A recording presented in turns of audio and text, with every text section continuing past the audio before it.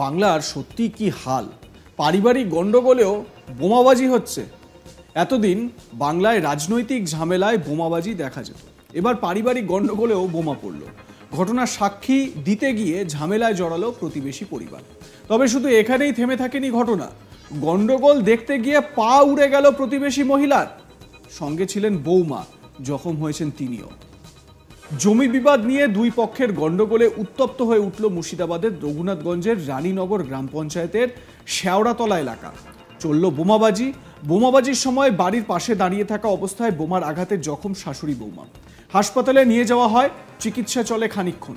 তারপর চিকিৎসাধীন অবস্থাতেই বোমায় জখম সাদারানী মণ্ডলের মৃত্যু হয়। ভয়ঙ্কর অভিজ্ঞতার কথা সংবাদ মাধ্যমের সামনে জানিয়েছিলেন বৌমা ক্ষমা মণ্ডল।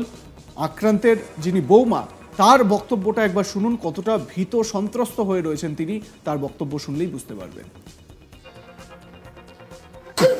পাড়া পড়ছে ঝগড়া, যে এসেছিল ছেলেটা ওর সাথে ঝগড়া, আর ওর সাথে ঝগড়া। আমরা কিচ্ছু করি না, আমরা দুয়ারের কাছে দাঁড়িয়েছিলাম, শাশুড়ি আর বউ এসে একবারে আমাদের দুয়ারে বোমটাকে চালিয়ে দিয়েছে। মানে পাড়ার দুই পক্ষ গন্ডগোল আপনারা দাঁড়িয়ে দেখছিলেন? আর কিচ্ছু করিনি। শম্ভু মণ্ডল, মতি মণ্ডল আর হরিপদ মণ্ডল। কার সঙ্গে ওদের সঙ্গে ঝগড়া? ওদের সাথে আর এদের বিকাশ বিশ্ব এদের সাথে ঝগড়া। আমরা কিচ্ছু করিনি। আপনার শাশুড়ি পায়ে লাগে? মঙ্গলবার বিকেলে ঘটনাকে কেন্দ্র করে ব্যাপক চাঞ্চল্যের সৃষ্টি হয় এলাকায়। ইতিমধ্যেই জখম ওই শাশুড়ি বৌমাকে জঙ্গিপুর হাসপাতালে ভর্তি করা হয়েছে। ঘটনাস্থলে পৌঁছায় রঘুনাথগঞ্জ থানার পুলিশ। পরে প্রৌঢ়ার মৃত্যু হয় বলে জানা গিয়েছে। মর্মান্তিক ঘটনা। আক্রান্তের ছেলে মিঠুন মণ্ডল, তিনি কি বলছেন এই ঘটনা সম্পর্কে শুনুন। একটা জায়গা নিয়ে পাশাপাশি ইনকোয়ারি করতে আসছে, আমরা করে সাক্ষী হিসাবে যাই। ওই কথা নিয়েছে শম্ভু বিকাশের জায়গায় পুরোটা লিখে নিয়ে চুরি করে বলাতে ও একটু ঝামেলা হয়, মারপিট হয়। বাবার মাথা ফাঁকি দেয় ফার্স্টে, দিয়ে মাকে ধরে বাবাকে ধরে নিয়েছিল। মা একটু বাবার গামছা ভুলে গেল, যে মা আনতে গেছে শম্ভু তার বম্বে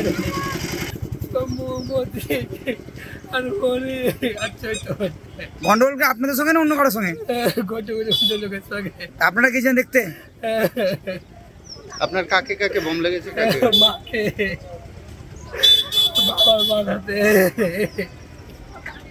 আপনার মায়ের নাম? সাদারানী মণ্ডল।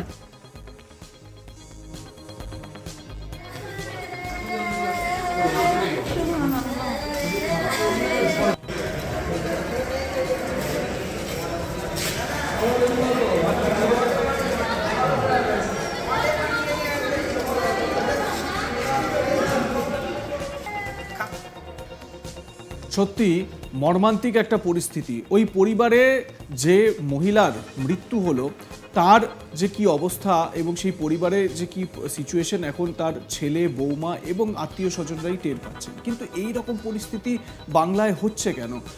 রাজনৈতিক প্রেক্ষাপট বা রাজনৈতিক বিভিন্ন ঝামেলা বা রাজনৈতিক বিভিন্ন যে ক্ল্যাশগুলো হয়, সেই ঝামেলাগুলোয় বা অশান্তিগুলোয় মানুষের মৃত্যু হয়, প্রাণহানি ঘটে। ভোটের সময় আমরা দেখতে পাই সেই ধরনের ঘটনা বারবার ঘটে, সেটা একরকম। কিন্তু এই একটা ঘটনা, মানে সামান্য একটা জমি বিবাদ, সেই জমি বিবাদকে কেন্দ্র করে মানে সাক্ষী দিতে গিয়ে এরকম মর্মান্তিক অবস্থার সম্মুখীন হতে হলো, এটা কোনোদিনও ভাবা যায়?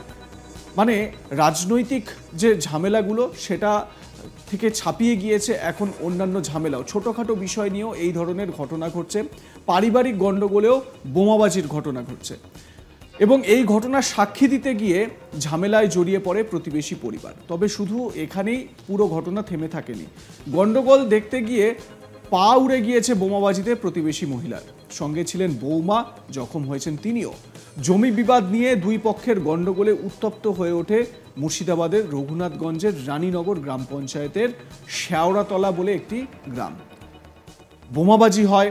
বোমাবাজির সময় বাড়ির পাশে দাঁড়িয়ে থাকা অবস্থায় বোমার আঘাতে জখম শাশুড়ি বৌমা। হাসপাতালে নিয়ে যাওয়া হয়, চিকিৎসা চলে খানিকক্ষণ। তারপর চিকিৎসাধীন অবস্থাতেই বোমায় জখম সাদারানী মণ্ডলের মৃত্যু হয়, মানে শাশুড়ির। ভয়ঙ্কর অভিজ্ঞতার কথা সংবাদ মাধ্যমের সামনে জানিয়েছেন বৌমা ক্ষমা মণ্ডল। এবং তার ছেলে মানে এই সাদারানী মণ্ডলের ছেলে তিনিও কান্নায় ভেঙে পড়েছেন। মিঠুন মণ্ডল তিনিও এই মর্মান্তিক পরিণতির কথা কল্পনাও করতে পারেননি কোনো সময়। আমার কলিগ গোপাল ঠাকুর এই পুরো পরিস্থিতির ওপর তার যে ব্যাখ্যা তুলে ধরেছেন তার প্রতিবেদনে শুনব। জমির বিবাদকে কেন্দ্র করে দুই পক্ষের গণ্ডগোলে উত্তপ্ত হয়ে ওঠে মুর্শিদাবাদের রঘুনাথগঞ্জের রানীতলা গ্রামের শেওড়াতলা ঘাট এলাকায় চলে বোমাবাজিও। বোমাবাজির আঘাতে দাঁড়িয়ে থাকা প্রতিবেশী শাশুড়ি এবং বৌমা গুরুতর জখম হন। তাদের জঙ্গিপুর মহকুমার হাসপাতালে ভর্তি করা হয়। ইতিমধ্যেই পুলিশ ঘটনাস্থলে পৌঁছায়। এই নিয়ে ব্যাপক গণ্ডগোলের সৃষ্টি হয়েছে রঘুনাথগঞ্জের শেওড়াতলা গ্রাম এলাকায়। গুরুতর জখম অবস্থায় শাশুড়ি এবং বৌমাকে পরবর্তী ক্ষেত্রে মুর্শিদাবাদ মেডিকেল কলেজে হস্তান্তর করা হয় তার অবস্থার অবনতি হলে। স্থানীয় সূত্রে জানা গেছে ওই গ্রামের এক ব্যক্তি প্রতিবেশী এক যুবককে প্রতিশ্রুতি দিয়েছিল তার মেয়ের বিবাহ দেবে বলে এবং তার কাছ থেকে তার জায়গার দলিল এবং লক্ষাধিক টাকা হাতিয়ে নিয়েছিল।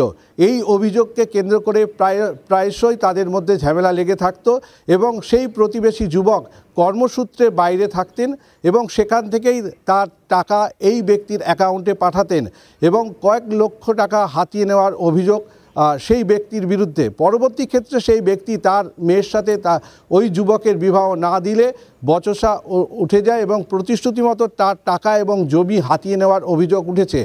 এই ঘটনাকে কেন্দ্র করে দলিলপত্র লিখিয়ে নেওয়ারও সেই যুবকের কাছ থেকে অভিযোগ উঠেছে এবং গত মঙ্গলবার অর্থাৎ গতকাল বিকেলবেলায় এই সংক্রান্ত বিষয় নিয়ে সেই জমি মাপা হচ্ছিল এবং পার্শ্ববর্তী যে প্রতিবেশী শাশুড়ি এবং বৌমা সেই জমি মাপা দেখছিলেন এবং সেই জমি মাপা দেখা অবস্থায় দুই পক্ষের মধ্যে বচসা শুরু হয়। পরবর্তী ক্ষেত্রে হাতাহাতি এবং হাতাহাতি থেকে দুই পক্ষের মধ্যে বোমাবাজির ঘটনা শুরু হলে দাঁড়িয়ে থাকা প্রতিবেশী শাশুড়ি এবং বৌমা গুরুতর বোমার আঘাতে জখম হন। গুরুতর জখম ওই শাশুড়ি অর্থাৎ ওই বয়স্ক মহিলাকে মুর্শিদাবাদ মেডিকেল কলেজ হাসপাতালে স্থানান্তরিত করা হয় তার অবস্থার অবনতি হলে এবং গতকাল বিকেলবেলায় শোনা যায় তার অবস্থা আশঙ্কাজনক এবং পরিবার সূত্রের খবর বয়স্ক মহিলা সাদারানী মণ্ডল তিনি ইতিমধ্যেই এই ঘটনায় মারা গেছেন। এই ঘটনাকে কেন্দ্র করে ব্যাপক উত্তেজনা ছড়িয়েছে। ইতিমধ্যেই এলাকায় বিশাল পুলিশ বাহিনী মোতায়েন করা হয়েছে এবং এখনও সেই গ্রামে উত্তেজনা রয়েছে। মর্মান্তিক এই পরিণতি, কোনো বাড়িতে কোনো পাড়ায় যাতে এই ধরনের ঘটনা না ঘটে এটাই কাম্য। আপনাদের মতামত জানান কমেন্ট সেকশনে। দেখতে থাকুন আজ তাক বাংলা, সাবস্ক্রাইব করে নিন চ্যানেলটি।